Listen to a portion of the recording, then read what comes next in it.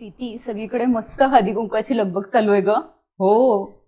आणि आज अगदी तुझ्यामुळे आज चैत्र गौरीच्या हळदी कुंकाला येता आलं मला. किती Yes. अगदी कैरीचा नुसता घमघमाट, पन्ह, कैरीची डाळ, सगळ्याचा अगदी मस्त सुगंध दरवळतो. हो, आणि छान छान साड्या नेसून तयार व्हायला मिळतं. हो ना.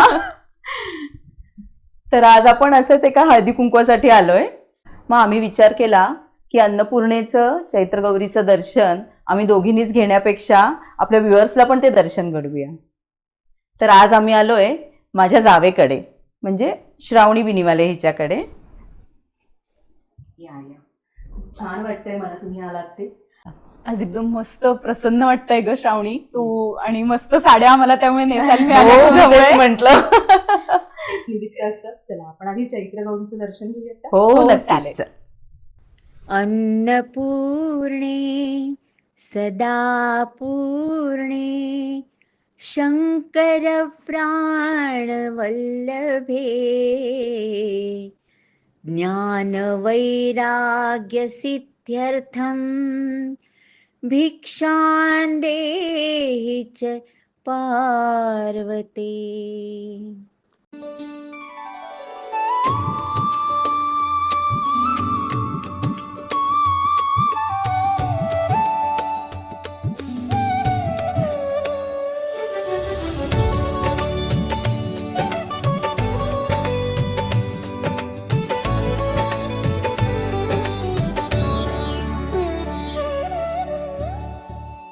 आमची श्रावणीनं पहिल्यापासून अगदी लग्नाच्या पहिल्या वर्षीपासून चैत्रगौर करते.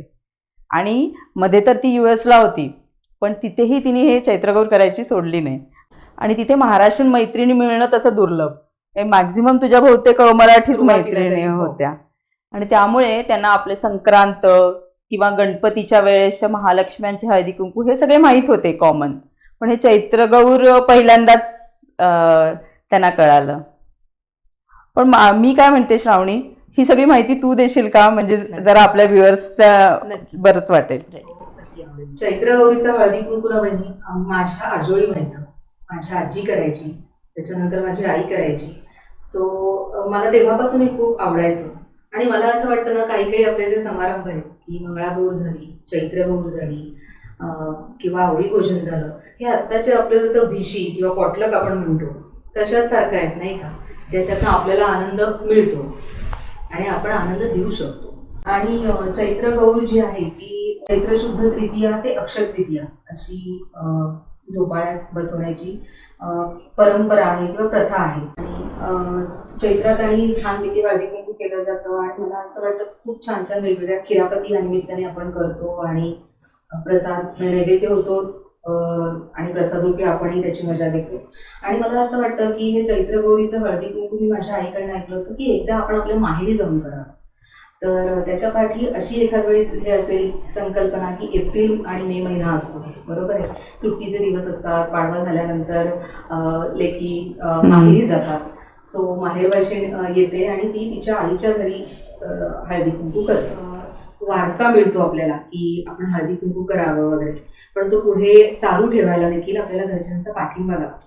ओके, म्हणजे घरात कोणतरी सिनियर असतात, ते म्हणतात की मी खाली उतरतोय, अमुक एक घेऊन येतो.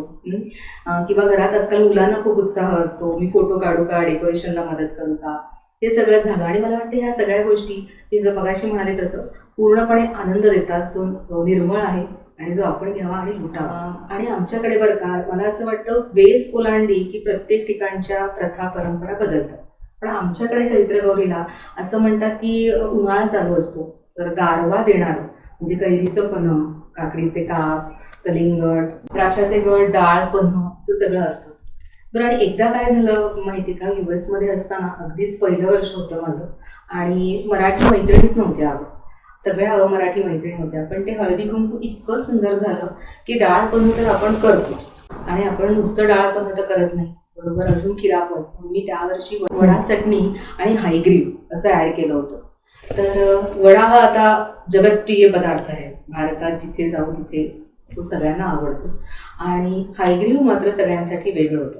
म्हणजे एक चण्याची डाळ भिजत घालायची, त्याच्यापासून कैरीचं आंबे डाळ किंवा कैरीची डाळ म्हणा, आणि हायग्रीव. मला असं वाटतं या निमित्ताने मी वहिनीला सांगेन की हायग्रीव तू नक्की दाखव, कारण माझ्या तेव्हा मैत्रिणींना खूप आवडला होता तो गोड पदार्थ, की एक डाळ भिजत घालायची आणि त्याच्यापासून आपल्याला 2 पदार्थ मिळतात. आणि मानसी आम्हाला नक्कीच तू त्याच्या मागे काय काय पौष्टिकता आहे हे पण सांग बरं का. मला वाटतं आणि हे कुठलेही समारंभ किंवा व्रत हे एका दिवसाचं नसतं किंवा एका माणसाचं नसतं, तर हे आयुष्यभराचं असतं. म्हणजे अन्नपूर्णाचं व्रत जर तुम्ही म्हणाल तर आता आपण बघितलं पॅन्डेमिकमध्ये की आपल्याला गरीब श्रीमंत जात पात लहान मोठा काहीही आणालं नाही, आपण एकमेकांना मदत करत होतो, कुठूनही कोणालाही कसेही डबे मिळत होते. आपली आई आणि आजी तर आपल्यासाठी कायमच अन्नपूर्णा असतात. पण बघा आपण ट्रेननी प्रवास करतो तेव्हा तिथल्या मैत्रिणींनी आणलेला एखादा पदार्थ किंवा शेजारच्या काकूंनी केलेला त्यांच्या गुलदस्त्यातला एखादा पदार्थ आपल्याला खूप कधीतरी भावून जातो आणि मग तो आपण शिकतो किंवा आग्रहाने सांगतोय आज कर ना तो पदार्थ. त्याच्यानंतर मला असंही आठवतंय की आपण कॉलेजमध्ये किंवा शाळेमध्ये असताना आपल्या डब्यापेक्षा आपल्याला मैत्रिणीच्या डब्यातला आवडायचा. म्हणजे बघा अन्नपूर्णा कुठे कुठे कशा कशा. अमेरिकेतही हळदी कुंकू खूप छान पार पडली माझी. पहिल्या वर्षी तर असं होतं की माझ्याकडे देवी बसवायला झोपाळा नव्हता किंवा तिथे आता सगळं मिळतं, पण एप्रिल मे महिन्यामध्ये मोगरा, चाफा, अत्तर, आंब्याची डाळी हे सगळं काही अवेलेबल नव्हतं. पण तरी सुद्धा असलेल्या घरच्या गोष्टींमधनं मला डेकोरेशन करायला मैत्रिणींनी मदत केली, मुलांनी आजूबाजूला जाऊन छान फुलं आणून दिली आणि अशा पद्धतीने हळदी कुंकू तर खूप छान पार पडलं. म्हणून म्हणतात की इच्छा असेल तिथे मार्ग नक्की सापड. हळदी कुंकू म्हणा, मंगळागौर म्हणा, हे ज्या सगळ्या आपल्या परंपरा आहेत, तर मला असं वाटतं कधी कधी असंही आपल्याला म्हटलं जातं की किती देवदेव करता तुम्ही. तर ह्या पाठी मला असं वाटतं देवदेव करतो अशी भावना आहे असं नाही, कारण अध्यात्म आणि देवदेव हा खूप मोठा विषय आहे. हे सगळं जे आहे हे आपल्याला आनंद देतो आणि मला असं वाटतं पुढच्या पिढीने करावं असाही आपला आग्रह नसतो किंवा कुठलंही बंधन नसतं. पण आजकाल असं झालंय ना की आपण जे करू ते पुढची पिढी करायला लागलेली, त्यामुळे करायला काय हरकत आहे, नाही का. मला असं वाटतं आणि हा एक पॉझिटिव्ह सोशलायझेशनचा एक भाग आहे असं म्हणायला हरकत नाही. तर मॉडर्नायझेशन नक्कीच ऍक्सेप्टेड आहे, आधुनिकता जरूर असावी, विचारात्मक ती आवर्जून यावी, देश काळ परत्वे ती जोपासावी, परंतु आपल्या गोष्टी नाकारून नव्हे तर त्या स्वीकारून कराव्या. सासरी माहेरी आजोळी पणजोळी मैत्रिणी शेजारणी सगळ्यांच्या हातचे पदार्थ चाखले, खाल्ले, पदार्थ शिकलो आणि शिकतही राहू. या निमित्तानं सगळ्या अन्नपूर्णांना आमचा नमस्कार. अन्नपूर्णे सदा सर्वदा योग तुझा घडावा.